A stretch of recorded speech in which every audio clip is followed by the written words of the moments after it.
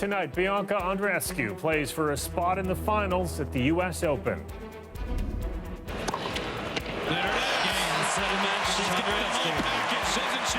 She is facing a tough test tonight with a potential rematch against Serena Williams at stake. We'll take you live to Flushing Meadows. Plus, it's hard to believe it's happening. It's terrifying, and we hope that it doesn't happen to other children. It's an unfortunate event. We hope that it never happens again. this 5-year-old has to take HIV prevention drugs after she poked herself with a needle she found in an alleyway. And the Toronto International Film Festival officially underway tonight. A Canadian documentary and some zombie fish kicking things off. Good evening, I'm Mike Wise. A back-and-forth battle on the court tonight between Bianca Andreescu and Belinda Bencic in the semifinal match at the U.S. Open.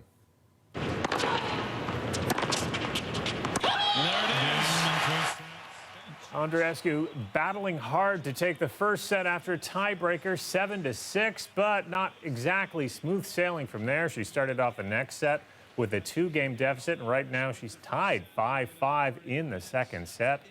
Another game where she is coming back wide again. Now, our Greg Ross is at Arthur Ashe Stadium and joins us now live. We're seeing her really coming back from behind again, Greg. Just an incredible performance here from the 19-year-old Canadian.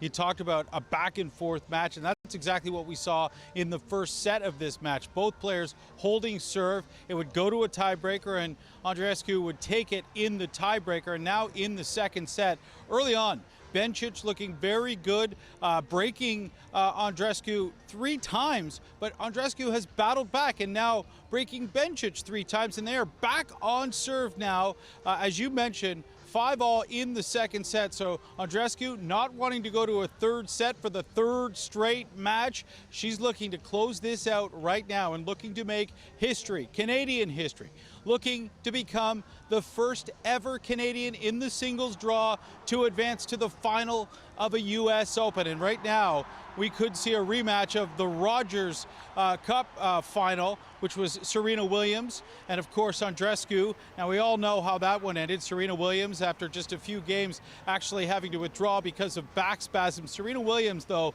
looking very healthy here at this U.S. Open, looking fantastic, winning in straight sets in her semifinal to advance to Saturday's final. And now, if Andreescu can hold up her end of the bargain, we could see that rematch. And Andreescu looking every much like she belongs here in this U.S. Open. Let's remember, this has been just a meteoric rise for this 19-year-old who at this time last year was outside the 200 in the 200s in the rankings, and now after this week she will be inside the top 10 regardless of how she finishes here now, but looking to get as high as possible if she can get to that final. And again, she has beaten some of the top players in the world on this run, and she has 2 titles to her name this year, winning at Indian Wells in March, winning the Rogers Cup last month, and now looking to advance to her first ever Grand Slam final. And again, I mentioned that history, looking to become the first Canadian in the singles draw to advance to the final at the U.S. Open. This is an historic night. If you're Canadian, I can tell you there are quite a few Canadians in the stands. A lot of people left after Serena's match, but there's quite a few Canadians that are sticking it out in there, and they're cheering for Bianca. The crowd is definitely on her side. You can hear them cheering right now as they continue to play in that second set, Mike, and I'm telling you, this could be a special, special night for that young Canadian star from Mississauga. Well, we're certainly going to be watching that to see what happens and how this plays out. Thanks a lot there, Greg. Well, back here in Toronto, TIFF is officially underway. It all kicked off tonight with a star-studded premiere of the much-anticipated music documentary, Once We're Brothers. We went through things together. You can never replace, you can never give enough credit to something that special. Now, it's a story well known to Robbie Robertson fans and those who read his 2016 memoir, Testimony. A 16-year-old Robertson convinces Ronnie Hawkins to let him join his band with the promise that no one will work harder. Now, some 60 years later, a young Canadian filmmaker approached Robertson in hopes of directing a film based on that memoir, which brings us to tonight. You know, these are not our rock and roll legends and heroes. They are, but they're also 5 guys with their own insecurities and challenges and problems, trying to do the best they can amidst very challenging circumstances. And that's what I really tried to hone in on in the film, this story about brotherhood and friendship and creative collaboration and the difficulties, the near impossibilities of being in a band. Now, this was 26-year-old Toronto director Daniel Rohr's first ever red carpet, and he was joined by Hollywood powerhouse directors Ron Howard and Martin Scorsese. Both are executive producers for the film. And opening night continues with Midnight Madness kicking off in, under an hour. The categories of horror, action, and fantasy. All these films screen at midnight. Our Kelda Yoon joined us now live from Ryerson Theatre. So, Kelda, Blood Quantum is up first for Midnight Madness. I love the concept behind this movie. I know, Mike, isn't it fantastic? The film is about residents on a First Nations reserve who are the only ones immune to a zombie plague. This is the second feature film by Canadian Indigenous director Jeff Barnaby, and he will be here very soon, I'm told. Some of the cast, they've already started arriving, walking this red carpet behind me. I'll be talking to them in a few minutes. Now, outside by the building, fans have already started lining up. Some of them have tickets. Some of them, they're in the rush line, hoping to get some last-minute seats. Now, Midnight Madness has really become a showcase for genre filmmakers. Now, choosing films for the program usually takes a lot of time because there's a lot of films to choose from, and they usually go for ones that are more, scary, more horrific, sometimes a little gory, more extreme, all of them aiming to push the envelope. Now, Blood Quantum, I am told it is gory, it is scary, but beyond being just a zombie horror film, director Jeff Barnaby said he wanted to make a film that was a critique of colonialism and the systems that are used to determine Indigenous status. Now, in the movie, the community must decide if they should risk their lives to help outsiders, white outsiders, trying to escape the virus. At CBC, we sat down with some of the cast earlier today to talk about the significance of this film. Take a listen. I have a friend, Alex Rice, she's Mohawk, she's an actress, and she was like, I've been waiting because the zombie films, zombie genre is big in Indian country, right? She said, because first of all, we're survivors, like we totally get it. And she said, who would be the best survivor in an actual apocalypse? Us, because we actually lived through the apocalypse. Mm-hmm. The colonial settler state is another kind of apocalypse for us. And we're here. Here's the three of us representing a lot of other people that made it through. It's still very much a colonial present. We are still living with the daily reality of state-sanctioned systemic violence. And so I think Jeff is so brilliant at bringing this reality to life in such a twisted way. And like Michael was saying, despite a zombie apocalypse or not, our realities wouldn't be all that different, which I think says a lot. Now, earlier I also spoke to Peter Koplowski. He is the lead programmer for Midnight Madness. This is his third year at the helm. He said this year that he put a heavy emphasis on new directors. 5 of the 10 films being screened at Midnight Madness are by new first-time filmmakers. And he also said he always keeps in mind films that push the envelope, as I said, films that are more experimental, as well as ones that focus on marginalized communities, such as Blood Quantum. And of course, he says he always thinks about the fans. We've got zombies, we've got dystopias, we've got iridescent meteorites, we've got religious zealots, we've got perverted prime ministers, we've got Jewish exorcists, we've got aliens, we've got radio DJs, we've got kung fu martial artists from Uganda. I'm always thinking about the fact that there are a number of people in that audience that have watched 4 films already. So whatever I show them within the first 5 minutes, they've got to be alert. It's got to be like an espresso shot. Like they got to be like, wow, okay, this is something that's going to really blow me away. And every 5 minutes, it's got to keep delivering. So momentum is key. The cast, as you can see behind me, they have started arriving. The director will be here soon. Now, the movie, of course, Midnight Madness, it screens at midnight. Well, specifically, it screens at 11:59 tonight. And I've been to Midnight Madness films before. I'm a huge fan. They're always so much fun. The audience always has a great time. It's an audience unlike any other at TIFF, in my opinion. They're very reactive. They have a blast. They're very loud, kind of rowdy, a bit wild. So I'm sure that they're all it's just gonna be a great time in there tonight. And hopefully none of them have to wake up early for work tomorrow. I'll send it back to you, Mike. Thanks a lot, Kelda. That clip was certainly the best summary of the range of craziness you get at Midnight Madness. Thanks a lot.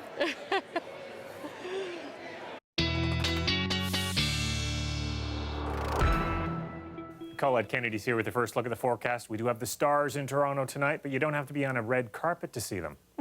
Yeah, that's right, Mike, because we'll be seeing them in our skies as well.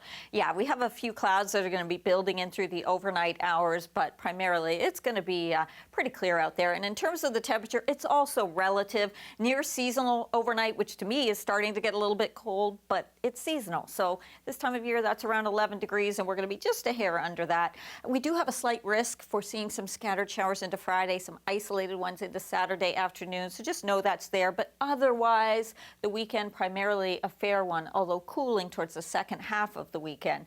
Ahead for tonight, though, as I say, just a few clouds building in. Then you see some spotty showers trying to come through our skies into tomorrow afternoon. But 10 degrees for that overnight low, 21 for the high tomorrow afternoon. So it's actually going to be a fairly pleasant day, other than that slight chance of some showers there. And then as for the numbers into the weekend and that cooler air on Sunday, I'll talk about that coming up, Mike. Okay, thanks, Colette. You're welcome. Some children in Roncesvalles are getting medical treatment after poking themselves with syringes they found near their schoolyard.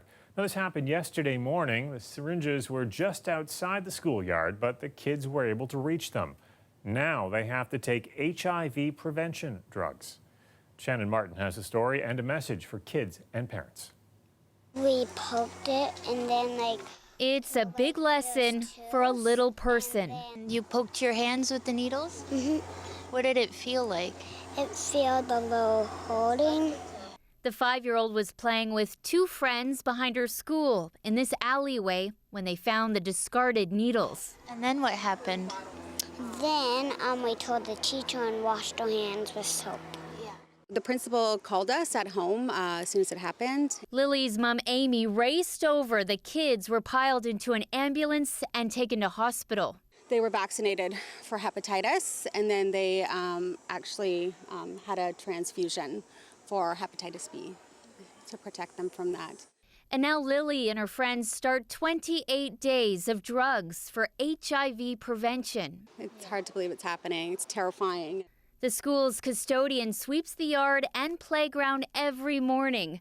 While the syringes were found just beyond the schoolyard, the school board says staff will now do its best to keep an eye out. I am a mother of a toddler myself, and so I find it very important to remind the students that, and kids, that if anything they find around, that they do not touch. Don't pick anything up that you're not aware of. An important message this mom hopes will reach other parents.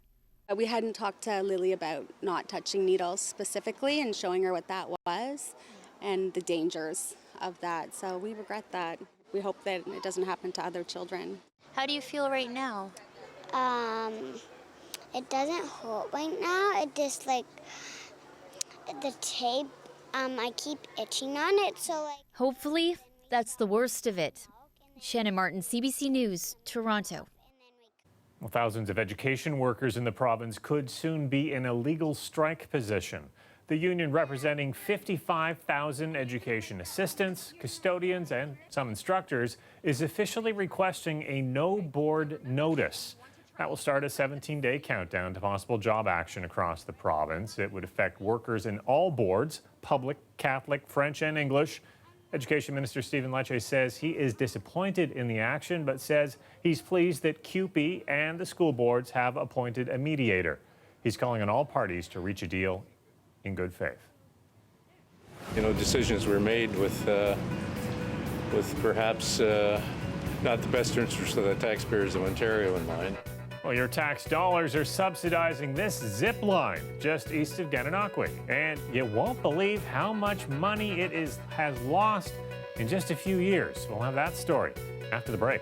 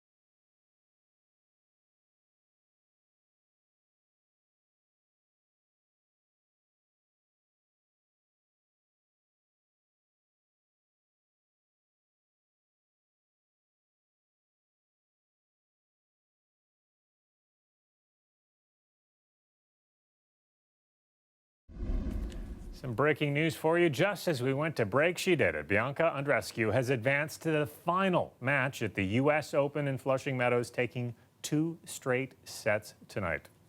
Well, moving on, CBC News has learned that your provincial taxes are subsidizing a zipline park in Eastern Ontario.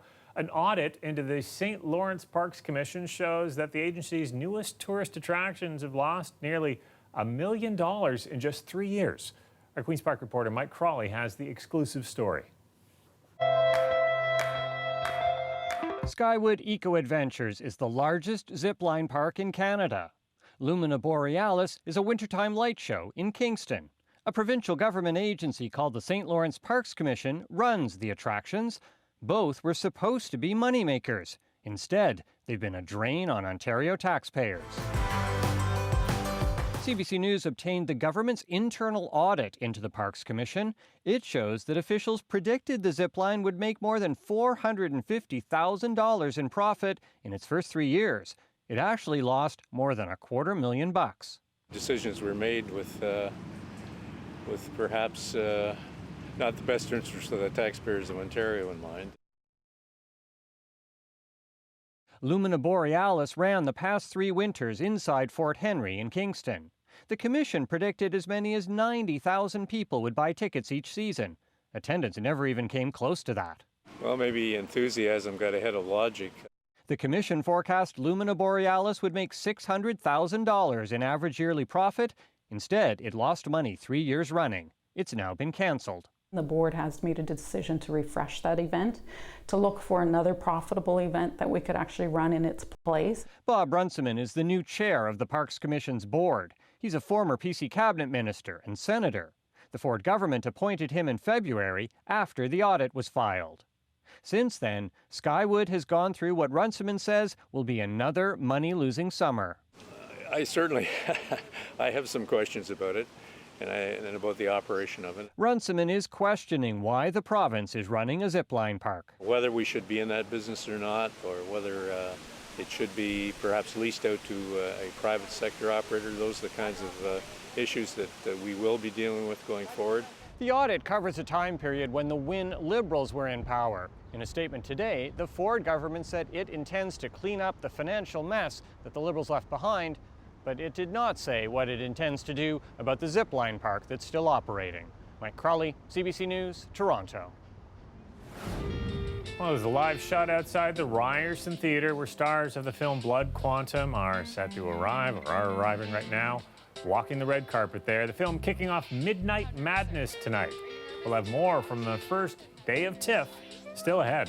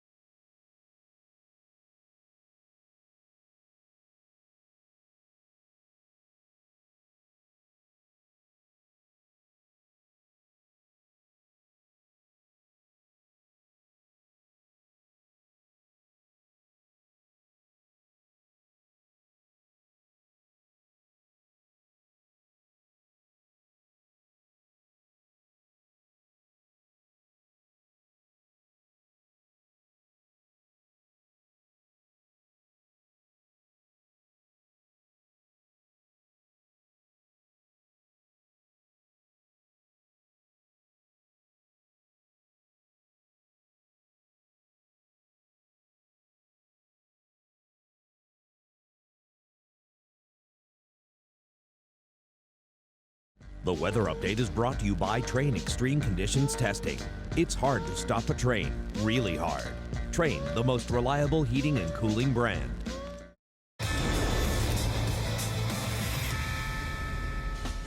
At the FIBA World Cup in China, Nick Nurse and Team Canada is still looking for the first win of the tournament as they take on Senegal. Canada capitalizing on a turnover, a 4-on-1 break as Kem Birch finishes. Watch this, nice big big slam there. But Canada takes the lead late in the second. Kevin Panago drills a three. Corey Joseph taking over in the third, hitting a couple of triples himself. Canada would go on to win 82-60 for its first FIBA World Cup win in 17 years. And here's another first. Bianca Andreescu is off to the finals at the U.S. Open, the first Canadian ever to do that and to play in the final. We wanted to show you the moment she won just a few minutes ago.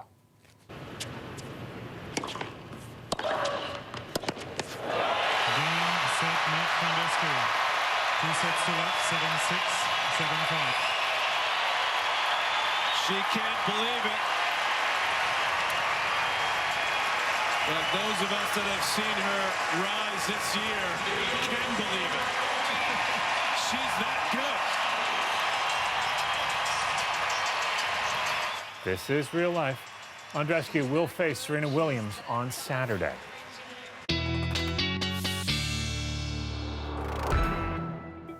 Colette Kennedy is back with her extended forecast. I know you've been talking about how the temperatures are kind of cooler, but it's sort of on average for September, but this is really a month of extremes, isn't it? Yeah, it sure is. Yeah, it can be, Mike, because we are in between the seasons, and that's what we kind of see. And one way I can illustrate that is just to show you that the record high from this date in 1945 is almost 32 degrees, but yesterday's record low came from a year later, and it was around 2 degrees, so in 1946. So year to year, you could see these extremes in terms of a bit of heat one week and then some very cold air moving in the next week, and we can see that within the month as well. We're starting to flirt with seeing our overnight lows getting into the single digits, and it has happened in a few spots very close by into southern Ontario.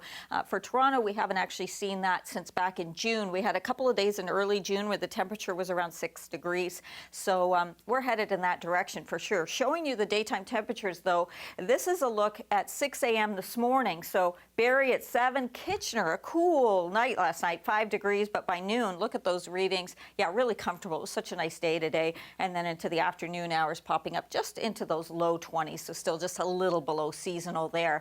Tomorrow afternoon, we'll see some clouds getting a little thicker and then some scattered showers possible into the evening hours as well. Greater chance would be to the north of the GTA, but the risk is there. And then Saturday, starting off with sunshine, a little more cloud cover into cottage country, and then some isolated showers again into the afternoon possible along the north shore of Lake Ontario. So again, just something to be mindful of, and then kind of clearing out and getting into a situation of mostly sunny skies for the second half of the weekend, but just a little bit cooler.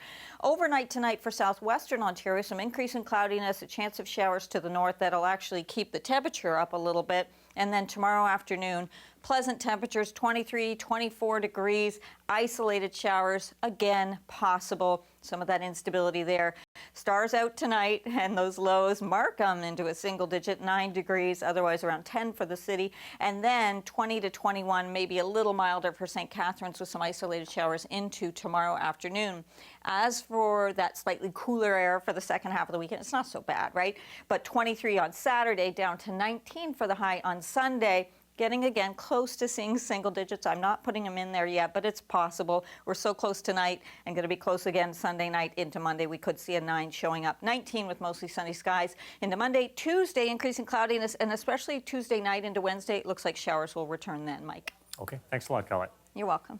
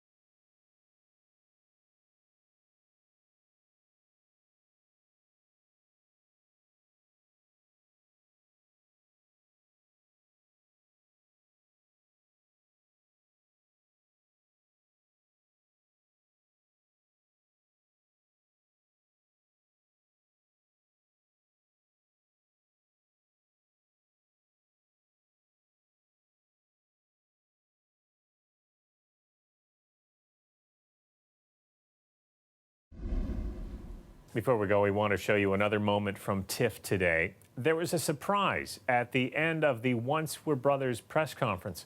Mayor John Tory came on stage to give Robbie Robertson the key to the city. It comes with great affection and respect from the people of the City of Toronto, on whose behalf I stand here today to honor you as one of our great Torontonians. I'm really touched by this, you know, and it's a complete surprise to me. So thank you very, very from the bottom of my heart. This is my hood, and now I got the key. Robertson got the honor for his contribution to Toronto's arts and culture industry. Well, that's our newscast for tonight. A reminder, Here and Now is broadcasting tomorrow afternoon from King Street as part of the TIFF Street Festival. You can listen on CBC Radio 1 for that, or stop by to watch it in person. They're there between 3 and 6 p.m. I'll see you back here tomorrow night at 11. Good night.